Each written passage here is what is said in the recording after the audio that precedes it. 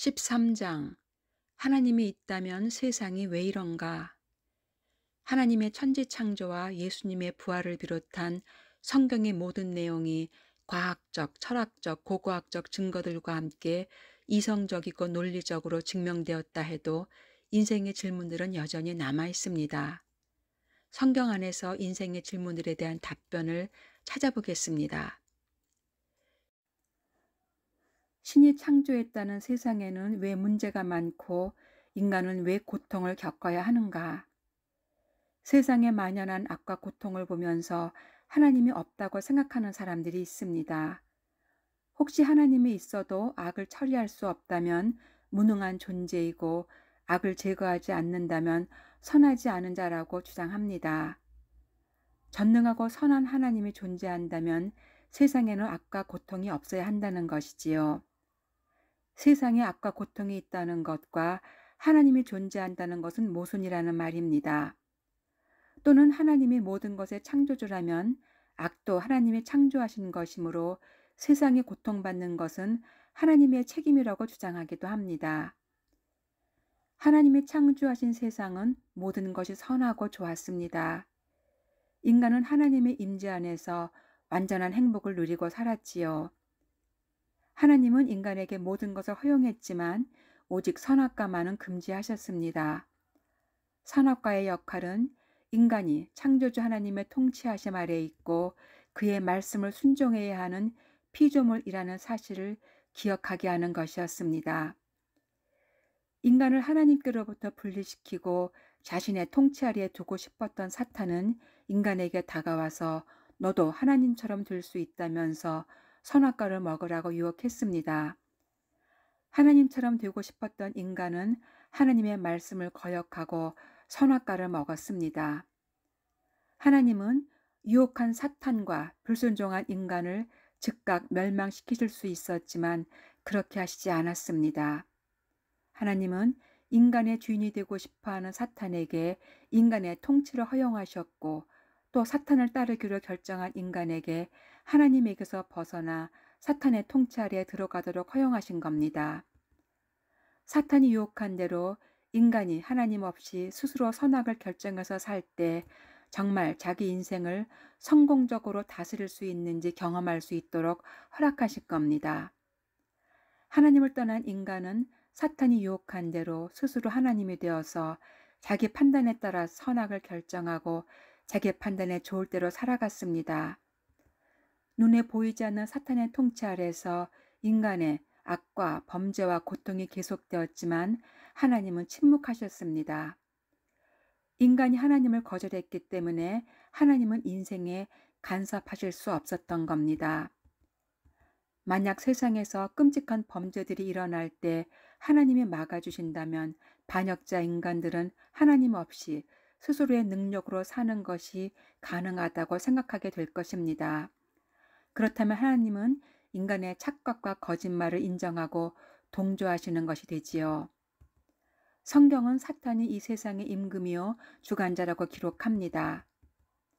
사탄의 통치 아래에서 모든 사람들이 죄짓고 고통받으며 살고 있습니다. 그러나 예수님을 영접하고 하나님의 자녀가 된 사람들은 하나님의 통치 아래로 옮겨지게 됩니다. 하나님의 자녀라고 해도 사탄이 주인된 세상에서 여전히 고통이 있지만 하나님의 보호하심과 인도하심을 간구하는 특권을 갖고 살아갈 수 있습니다. 기독교는 늘 죄에 대해서 말하는데 죄의 본질이 무엇인가? 세상은 하나님의 존재를 매우 부담스러워하고 그래서 부정하고 싶어 합니다. 하나님은 경찰처럼 죄를 발견하고 판사처럼 처벌하시는 분이라고 생각하기 때문이지요. 그런데 하나님은 왜 우리의 죄를 미워하시며 금지하실까요?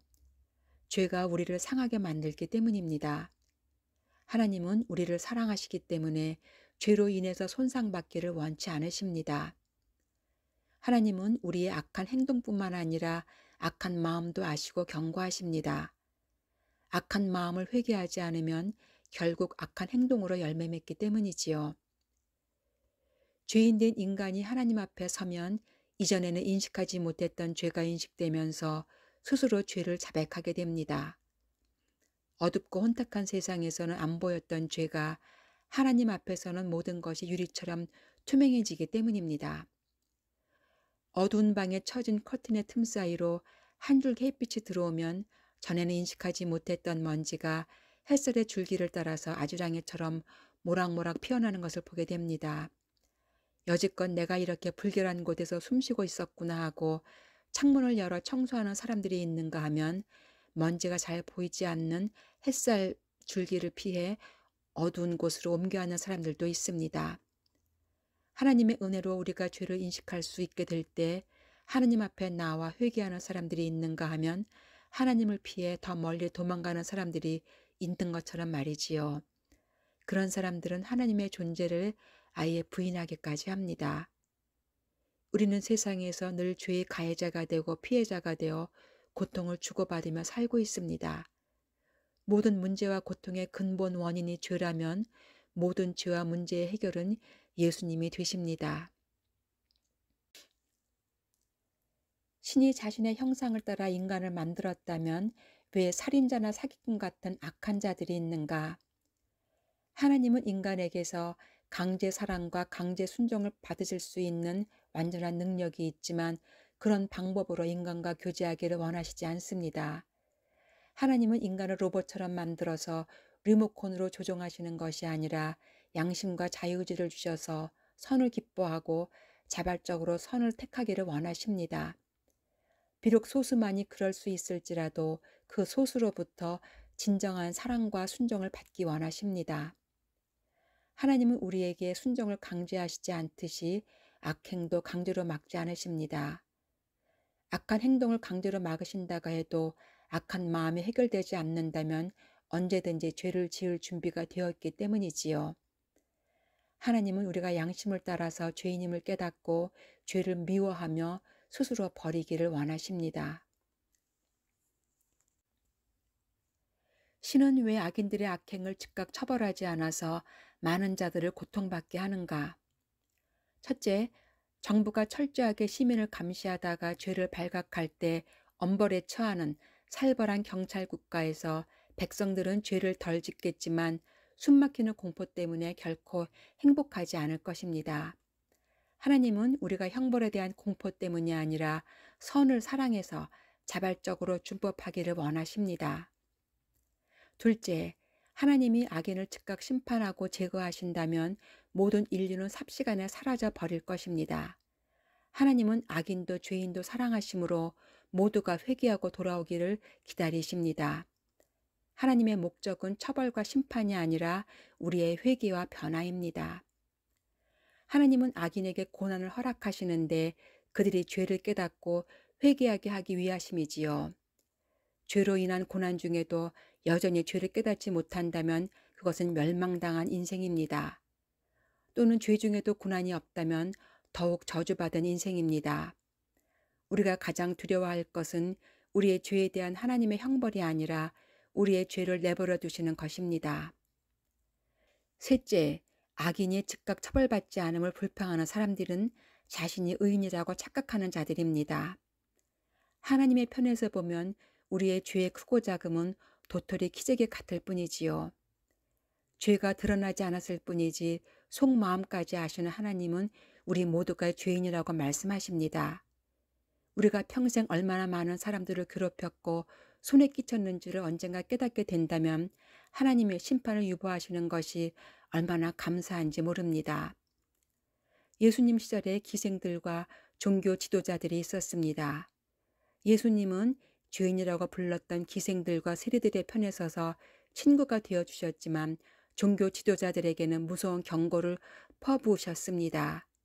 기생들은 자신의 죄악됨을 슬퍼하며 머리를 숙이고 다니는데 종교 지도자들은 죄 없이 순결하다며 자만하고 다녔기 때문이지요. 하나님께는 누구의 죄가 더 크고 덜 크고가 중요하지 않고 누가 자신의 죄를 인정하고 고백하느냐가 중요합니다. 죄를 인정하고 회개하고 죄의 용서를 구한다면 하나님은 그 누구라도 다 용납하시고 용서하십니다. 성경은 모든 사람을 죄인이라고 단정하고 예수 믿어야 한다고 강요하지만 세상에는 의인들도 많다.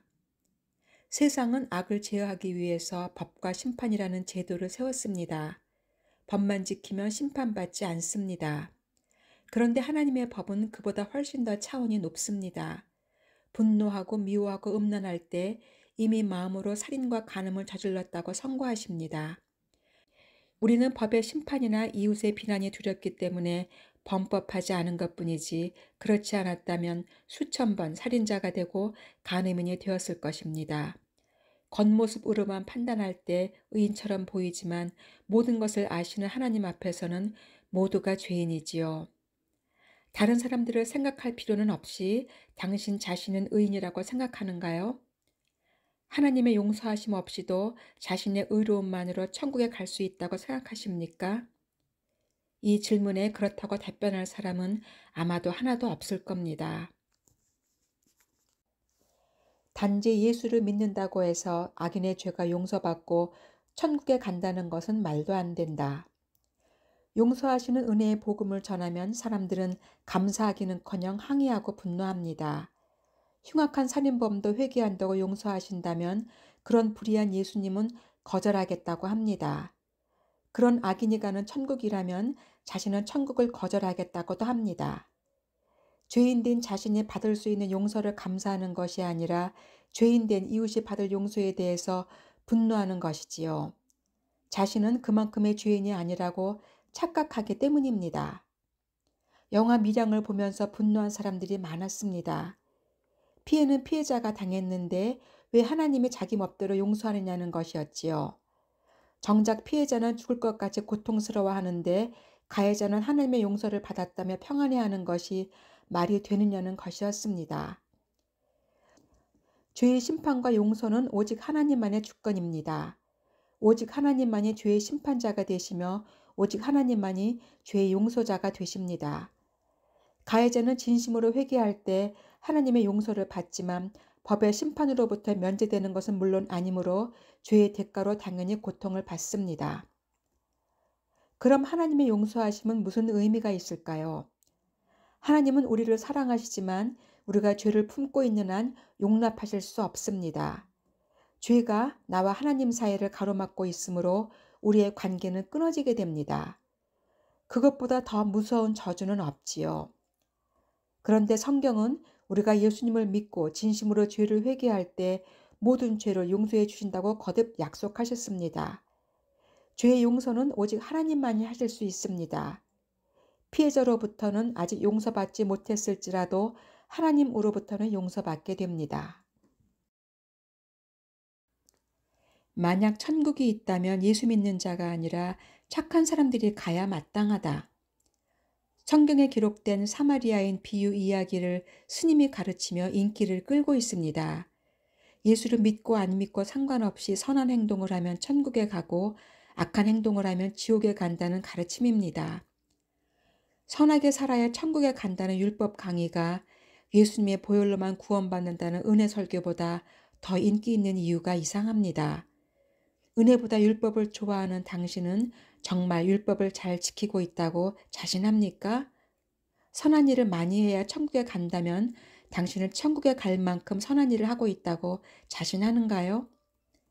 만약 선행으로 천국에 간다고 자신하는 사람이 있다면 그는 스스로 속이는 자임이 분명합니다.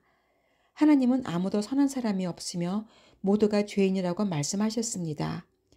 예수님이 이 땅에 오신 이유는 선행으로 스스로 구원할 수 있는 사람이 아무도 없기 때문입니다.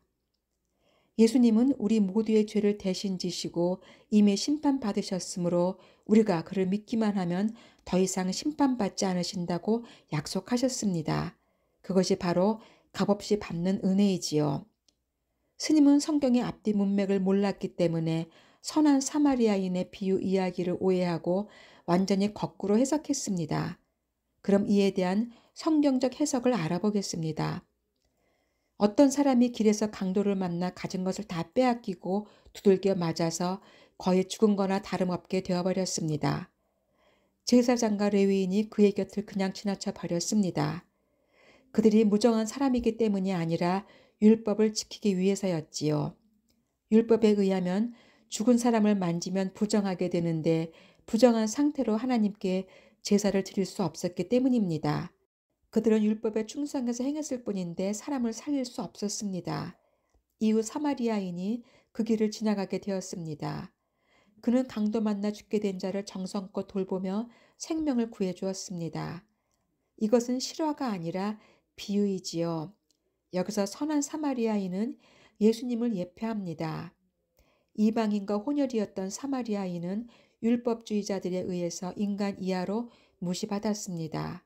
당시 예수님은 많은 사람들이 따르는 랍비로 인정받기도 했지만 율법주의자들은 그분을 사마리아인이라고 비하했습니다. 그럼 강도 만난 자는 누구일까요? 바로 우리들을 예표합니다. 죽게 된 우리 목숨을 구해줄 수 있는 것은 제사장이나 레위인이 예표하는 율법이 아니라 그들이 사마리아인이라고 부르며 무시했던 예수님 자신이라고 말씀하십니다.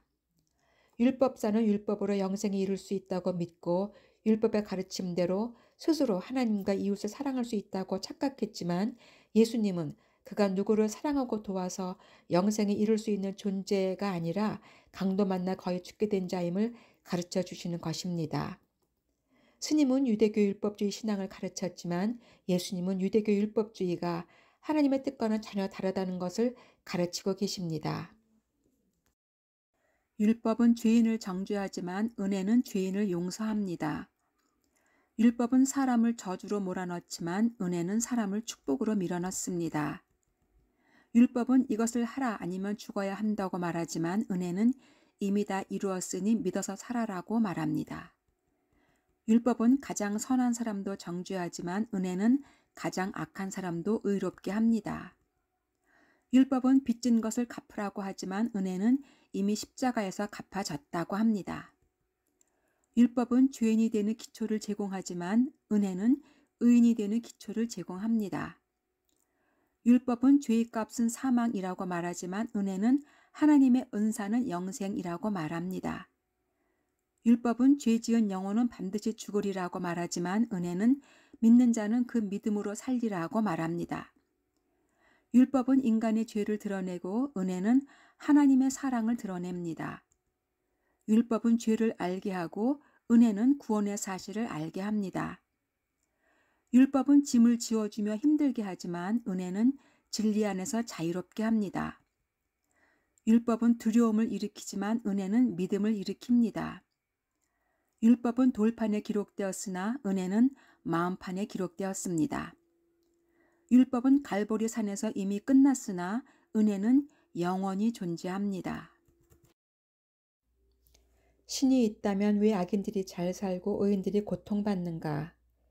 이 세상은 사탄의 통치 아래 있으므로 고난이 불가피합니다. 하나님의 자녀라도 천국에 가기까지는 어쩔 수 없이 크고 작은 고난을 당할 수밖에 없습니다.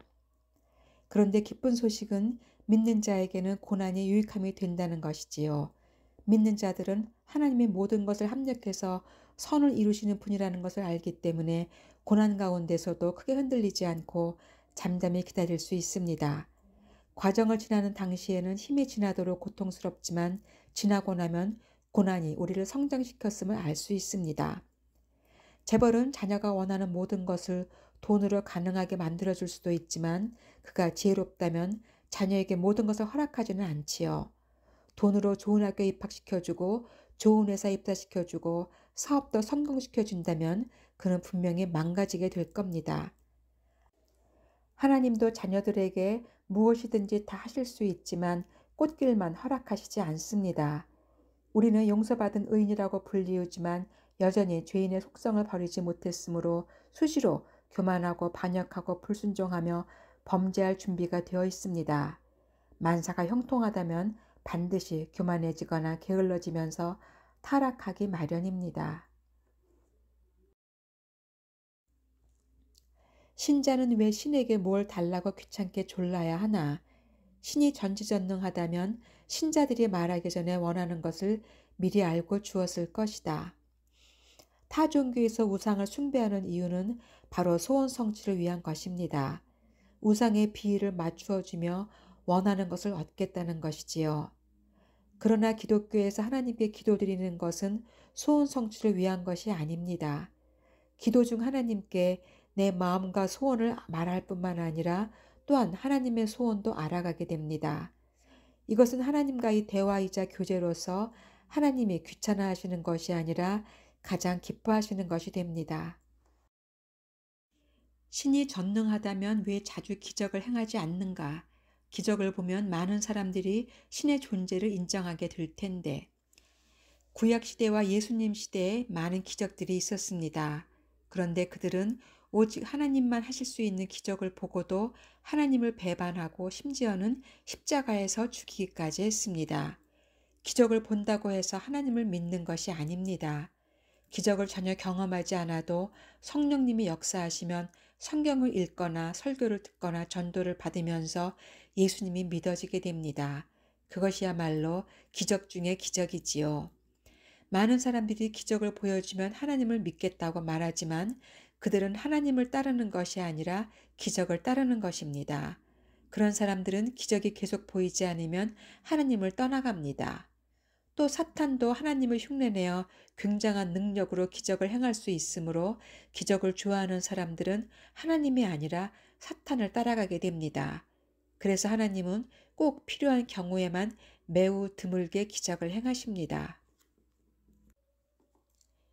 신이 자연을 만들고 자연 법칙에 따라서 운영한다면 왜 기적이라는 것을 행해서 자신이 만든 법칙을 깨뜨리고 수정하는가? 하나님은 자연과 자연 법칙을 만드시고 그대로 운영하십니다. 하나님은 당연히 자연보다 크신 분으로서 자연을 초월하실 능력이 있으십니다. 하나님은 필요에 따라 간혹 홍해의 기적이나 광야의 기적이나 가나안의 기적 같은 초자연적인 일을 하셔서 사람들을 구원하시거나 처벌하시기도 하시며 자신의 계획을 이루어 오셨습니다. 하나님은 귀신들처럼 초자연적인 일들을 일상적으로 하시지 않지만 지금도 희귀하게 기적을 행하고 계십니다. 기적을 통해서 하나님을 경험하고 하나님 앞으로 나오는 사람들도 있습니다. 그러나 정말 큰 기적은 우리의 영혼과 마음속에 있습니다. 만나본 적 없는 예수님의 실제와 사랑이 믿어지고 절망적인 상황에서도 소망을 가질 수 있고 원수도 용서하고 사랑할 수 있는 것은 기적 중의 기적입니다. 그런 기적은 명상이나 마인드 컨트롤이나 의지로 가능한 것이 아니라 예수님의 인도하심과 공급하심과 보호하심과 함께하심을 믿는 믿음 때문에 일어납니다. 신이 사랑이라면 왜 신자들은 신의 분노를 두려워하는가? 왜 신은 지옥을 만들고 불신자들을 보내는가? 하나님은 사랑이시므로 그의 피조물인 모든 인간을 지극히 사랑하십니다. 한편 그는 공이시므로 그들의 죄악을 미워하십니다. 죄인은 사랑하시지만 죄악은 미워하시는 것이지요. 그래서 죄인된 우리 모든 인간들은 공의의 하나님을 두려워할 수밖에 없습니다. 엄마가 아들을 사랑한다고 해서 아들이 엄마를 우습게 알고 멋대로 행동할 수 있을까요? 마찬가지로 하나님이 우리를 지극히 사랑하신다고 해서 우리가 그분을 쉽고 가볍게 대할 수는 없습니다. 우리는 하나님을 사랑하지만 한편으로 경외함으로 두렵게 여겨야 합니다. 하나님의 속성을 간단히 말한다면 사랑과 공의입니다. 예수님이 세상에 오셔서 죽으신 것은 바로 그분의 사랑과 공의 때문입니다. 예수님은 우리가 죄로 인해서 받아야 될 처벌을 십자가에서 대신 받으심으로써 사랑과 공의의 완결판을 보여주셨습니다. 인류 역사에서 하나님이자 인간이신 분은 단 한 분 예수님 뿐입니다. 하나님의 사랑과 은혜를 믿지 않고 예수님을 배척하는 사람들은 죽어서 하나님의 나라, 즉 천국에 들어갈 수 없습니다. 하나님이 죄 용서받을 기회를 주셨지만 믿지 않아서 죄의 문제가 해결되지 않은 때문이지요. 그가 천국에 갈 수 없다면 갈 곳은 단 하나 지옥입니다. 지옥은 사탄을 가두기 위해서 만드신 장소지만 사탄을 따른 자들도 사탄을 따라서 지옥에 가게 됩니다. 그들은 절대로 사탄을 따르지 않았다고 생각할 것입니다. 그러나 예수님을 거절한다면 자신도 모르는 사이에 사탄을 따르고 그의 통치 아래에 들어갈 수밖에 없습니다. 예수님은 모든 것을 통해서 자신을 분명하게 드러내시지만 사탄은 자신을 감춘 채 사람들을 속이고 미혹합니다. 그래서 사탄은 거짓의 아비라고 불리우지요. 많은 사람들이 자신도 모르는 사이에 사탄에게 속아서 그를 따르며 멸망으로 가고 있습니다.